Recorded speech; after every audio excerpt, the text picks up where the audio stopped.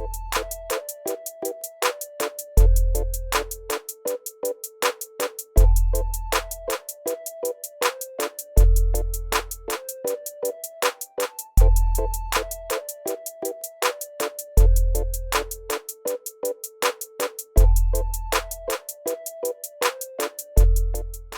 up, YouTube?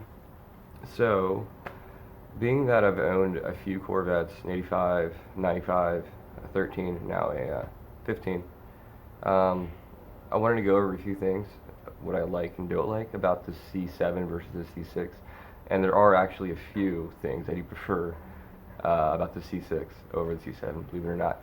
Now, both cars are really, really good.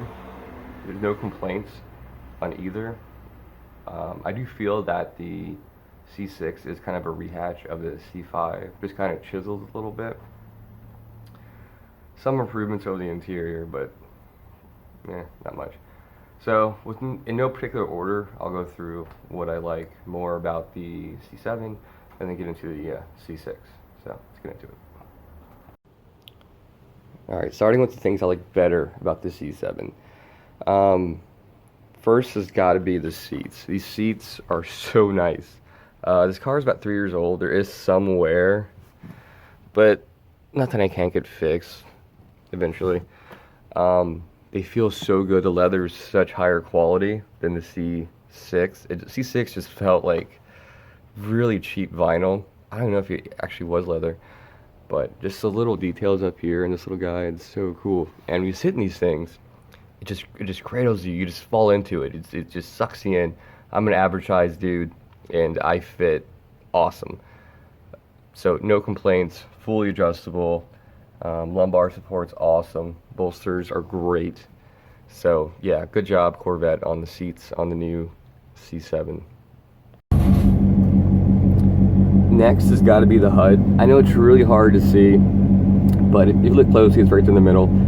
It looks so much bigger in person, it's crazy. But the color display on the HUD, I think it's 3 or 4 colors. It just looks so much more rich and detailed than the C6. The C6 just had a very plain Jane monochrome or just green color. I mean, it was okay, it was cool, it was really novel. Well, they've definitely taken it to the next step with this HUD.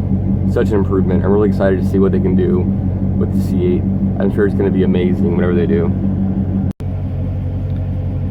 Third thing is the technology, and this thing is absurd. From a GPS to this little guy, I love this. It's doing it. My friends love it. It's just so fucking rad. It's pretty cool. Cooled seats, heated seats. Not cooled, I'm sorry, ventilated seats, but you get the idea. If you turn the AC to the floor, pretty cold, and put it on, it makes your butt pretty cold, which is pretty cool. And this little doohickey over here, independent for the passenger, that's pretty rad. Focus there. Can I focus? I don't know. But yeah, the tech and then the digital up here, which is pretty cool. I do prefer some of the C6 over the C7 as far as the gauge cluster, which I'll get into in a minute. Alright, the next one's kind of silly, but it just shows the attention to detail that GM really did doing the C7, which is pretty incredible. It's the carpet. The carpet feels so good. It just feels so much more expensive than what this car is. It is an expensive car, it's kind of silly, but it just feels so nice, like something you would see in a really, really expensive, high-end, I don't know, Rolls Royce or something. It's just, and the fit and finish of it, it's so nice around the corners. Really good job, GM. I remember my C6, brand new, it was just all kind of around the corners, just kind of pulled up and nappy. It was just kind of gross. Not gross, but it wasn't this level of quality. So, good work, GM. And then lastly, now this is just a quick 5. There's a lot more I do like. I'm just doing 5 to save time and not getting caught in the weeds or anything. But the exhaust on this, it's just so much more raspy and a lot more exotic. And this thing being stock, it's got the dual mode. It's incredible. Starting it in the garage, it just like thunders to life. It's gnarly. There's a really cool pop to it. Now after having this for quite a while now, there are a few things I do miss about the C6. In no particular order, it felt lighter, more nimble, more crude. They're about the same weight, but this thing just feels heavier. I guess it's because it's got so many electronic controls.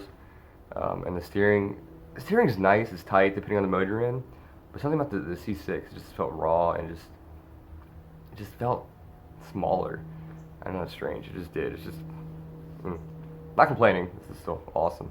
The brakes on the C6 surprisingly felt a lot firmer and better feedback on the C6 than this guy. This is good, it just feels kind of numb. Aesthetically, I liked the rear end better on the C6. Something about those 4 round tail lights you just see in the distance in traffic, it's just kind of cool. And just the stance of it from the back, it's pretty sexy. The gauges, I'm kind of a purist, I guess, but I did prefer the analog gauge cluster on the C6 and how they had it kind of 3D, which each gauge was at a different depth. It just had a really cool, unique feel to it. This is cool. It lacks something in the gauge cluster. And then lastly is having an actual handbrake. I know it's novel and silly, but this little guy, it just feels like it's gonna break soon. Not soon, but it just kind of seems redundant, I guess. There's no need for it. I don't know. I like that feeling of just kind of silly, but I prefer that. So those are a few things that compare and contrast between the two. Performance-wise, they're pretty similar. The shifter on the C6 stock felt a little better, but not enough for me to say I liked it more. They're both pretty comparable, but either way, they're both awesome cars. C5 is a good car too. I think as a second project soon, I might do a C5 Z06 just for funsies. Yeah, funsies. So, I don't know. We'll see.